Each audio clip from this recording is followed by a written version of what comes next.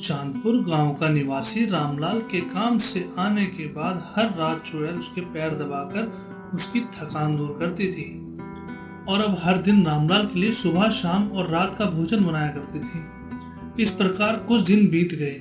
फिर एक दिन रामलाल सोचता है, क्यों ना मैं खेती शुरू करूं और अपने खेत में बैंगन उगाऊं।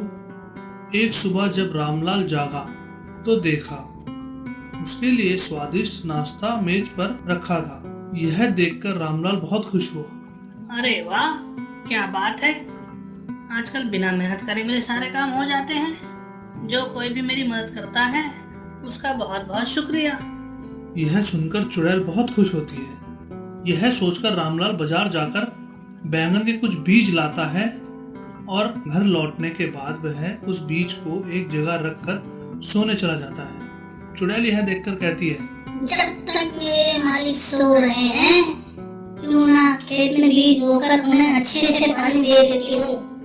यह कहकर वह खेत का काम काफी मेहनत से पूरा कर देती है। रामलाल को वह चुड़ैल नजर नहीं आती और वो ये सब कुछ देखकर आश्चर्यचकित हो जाता है। इतना सब कुछ होने पर भी वह एक दिन भी चुड़ैल का शुक्रिया अदा करना नहीं भूलता था। इस प्रकार वह हर दिन खेत में काम करती थी और रामलाल उसका शुक्रिया अदा कर देता था। कुछ दिन बीत गए। अब खेत में बैंगन के पौधे उगने लगे और बैंगन का तोड़ने का समय आ गया और रामलाल खुद से बोला, अब समय आ गया। बैंगन काफी बड़े और तैयार हो गए हैं। कल सुबह मैं इन बैंगन को तोड़कर बाजार में बेच आऊंगा। यह कहकर वह खेत से चला जाता है।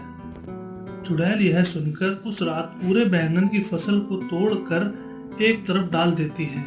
अगली सुबह रामलाल उठा और अपने खेत की ओर निकल पड़ा। जैसे ही वह खेत पर पहुंचा, वह खेत देखकर चौंक गया और उसने चुड़ैल का धन्यवाद किया और बैंगन अच्छे दाम पर बिक गए। और इस प्रकार आए हुए पैसों से रामलाल ने फिर से फसल उगाई और चुड़ैल ने फिर से उसकी मदद की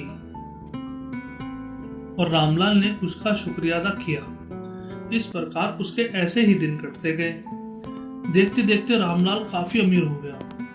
अब रामलाल ने शादी कर ली और रामलाल अपनी बीवी रजनी से बहुत प्यार करता था।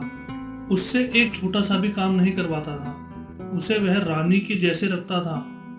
दोनों काफी खुश थे एक दूसरे से। रामलाल के अमीर होने के कारण उसने अपने गांव के लोगों को अपने काम के लिए रख लिया, खाना पकाने से लेकर खेती के काम तक। यह सब देख चुड़ैल काफी गुस्सा हो जाती है। मैंने इतने दिन तक तुम्हारे घर का सारा काम किया और आखिर तुम मुझे भूल गए। अब मैं तुम्हें सबक सिखाकर ही रहूंगी। और उस रात रामलाल और उसकी बीवी सो रहे होते हैं तो चुड़ैल उसके घर में घुस जाती है।